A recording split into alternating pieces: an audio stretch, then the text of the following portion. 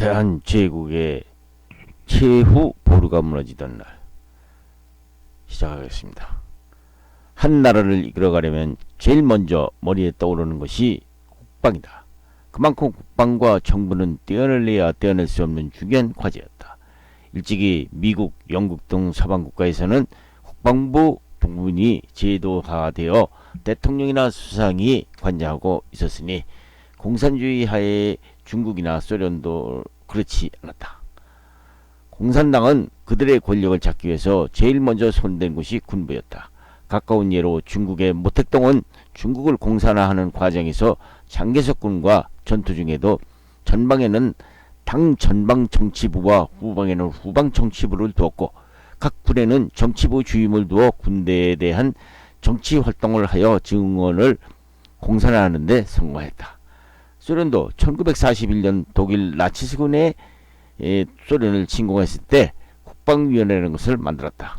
당시 소련 국방위원회는 순수한 군인들은 한 명도 참가하지 않았을 뿐만 아니라 전시 최고 결정을 소련 공산당들이 주도하였으며 소련 공산당 당국은 소련군의 당 정치 활동을 하기 위한 정치 담당 부지휘관이 전 소련군에 파견되어 순수 군인들을 감시했던 것을 물론이었다. 요사이 북한의 국방위원장이 서방의 대통령이나 총리보다 더 막강한 권력이 있는 기구로 비춰 보이는 것도 정치 권력과 군 관계의 맥락 때문이었다. 당시 구한말 일본이 우리나라를 무력화시키기 위해서 제일 먼저 손댄 곳도 대한제국의 군부였다. 구한말 대신들이 모두들 제4 구멍만을 잡고 있을 때 대한제국군의 군대도 갈팡질팡하고 있었던 것이다. 당시 대한제국의 군부는 통감부의 압력을 받은 왕의 명령을 받아 전봉준이 일으킨 동학난을 진압하기 위해서 일본군과 합세하고 있었기 때문에 반란을 일으킨 동학도들에게 총뿌리를 향하고 있었기 때문이었다. 이에 편승해서 약삭빠른 일본이 한일 합방 조약을 성립시키고 제일 먼저 손댄 곳이 대한제국의 군부였다. 역시 조선 통감으로서 부임한 이등방문이 손을 제일 먼저 댄 곳은 군부였다. 이등방문은 아까부터 대한제국의 군부 대신 이병무를 통감부에다 불러다 놓고 한국군 해산을 종료하고 있었던 것이다.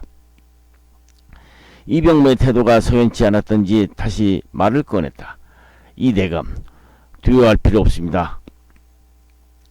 대한제국군이 해산 명령에 반발할까 두려워서 그러시는 모양인데 아닙니다. 생각해 보니 그동안 우리 군인들의 봉급을 생결치씩이나 밀려있는 판국입니다. 그냥 해산만 하려면 병사들이 반발하지 않을까 우려되기 때문에 생각 중입니다. 이등방문은 이병무가 마음이 약해지는 것을 경계하기 시작했다. 걱정 마시오. 그렇지 않아도 후유증을 전혀 고려하지 않고 있는 것은 아니오. 사병들만 해산시키되 장교들은 우리 일본군 사관으로 교육시켜 헌병보조원으로 편입시킬 작정이오. 그 대신 사병들에게는 은사금을 주어서 내보내면 되지 않겠습니까? 하지만 장교들 중에는 응하지 않는 자들이 많을 것입니다. 걱정 마십시오. 만일 응하지 않겠다면 특별 은사금을 좀 더 생각해 주면 되지요. 그래도 거부하면요. 가만히 있던 장곡천 호도가 이 말에 신경질적인 말을 내뱉는다. 대감도 군인물을 먹어본 분이 그렇게 나약해서야 어찌 큰일을 하시겠다는 겁니까? 걱정 않으셔도 됩니다. 이미 이에 대비 본국에 병력 증파 요청을 한 결과 제12기단이 한국군 해체에 대비해서 이미 서울에 도착해서 대기 중에 있습니다. 최후에는 밀어붙여야죠. 이병무는 기가 막혔다. 무슨 놈들이구만. 이렇게 치밀하게. 결국 이병무는 그 자리에서 해산 명령에 동의해버린다. 이병무는 그날 오후 9시에 총리 이완용에게 이 사실을 보고하자 이완용은 이미 알고 있었다는 듯이 법부 대신 조중흥을 부른다. 세 사람은 즉시 황제에게 찾아가서 군대 해산 이유를 그대로 순종에게 아뢰고 군대 해산 조약을 받아낸다. 이날이 7월 30일이었다. 그날 밤 긴급히 일본군 사령관 장곡천 호도는 그의 관저인 대관정으로 군부 대신 이병무와 한국군 대대장급 이상을 불러들였다. 이 자리에서 시위 혼성 여단장 양상환 이하 각 시위대 포병, 기병, 공병, 대장들이 긴급히 모여들었다. 이 자리에서 군부 대신 이병무가 황제의 조칙을 낭독한다. 현재 우리나라 군대는 군대를 유지하는 데 있어서 경비와 능률상의 문제가 있어서 차후 징병법을 발표해서 공고한 병력을 구하고자 하노라. 이에 대하여 지문 유사에게 명령하였느니 황제의 시위대 부대만 놔두고 기타 부대는 모두 해대하노라. 이번 조치로 제 위는 일체 동의하지 않기를 명하노니 혹 폭동자가 있을 시에는 엄중히 진압할 것임을 통감에게 의뢰하였으니 장병들은 경고망당하는 짓을 결코 하지 말기를 바란다.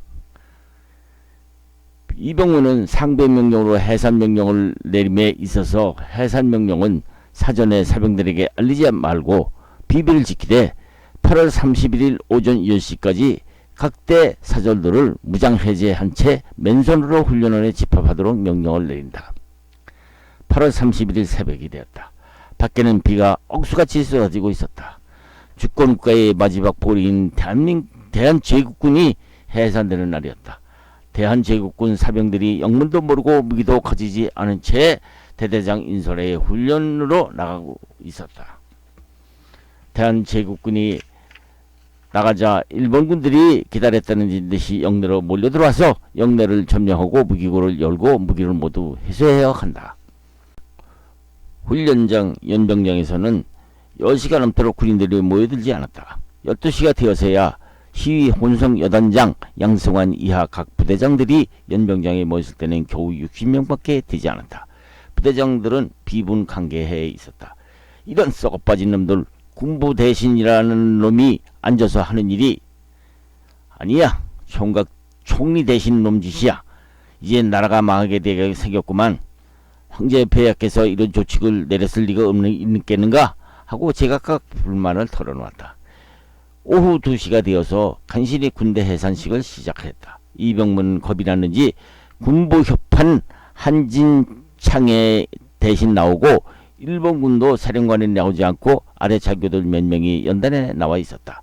군부협판 한진창이 간단히 해산명령서를 낭독한다. 여러 장병들에게 황제 폐하의 조칙을 알린다. 지금 나라 형편이 더 이상 군대를 유지할 수 없게 되었노라. 장차 징병제도로 군대를 양성할 때까지 지금 군대를 해산한다. 간단한 명령서만 낭독하고 응급이한 명목으로 하사관은 80원, 장기 복무사병에게는 50원, 단기 복무자에게는 25원을 나눠주며 즉석에서 군복, 견장, 폐금을 뺏었고 해산명령을 내린다. 진짜 나라가 무너지는 순간이었다.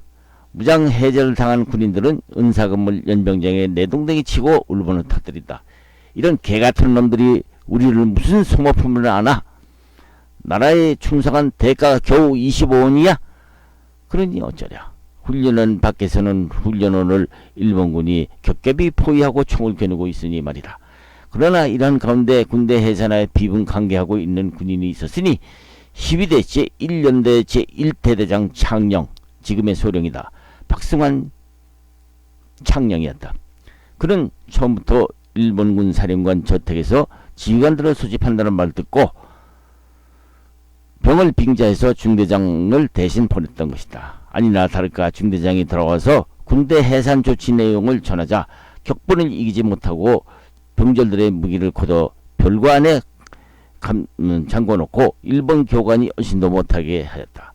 박성환은 장병들을 다시 연병장에 집합시켜놓고 잠시 대대장실로 들어가서 연병장 밖에 집합된 장병들을 창너머로 바라보며 탄식을 한다.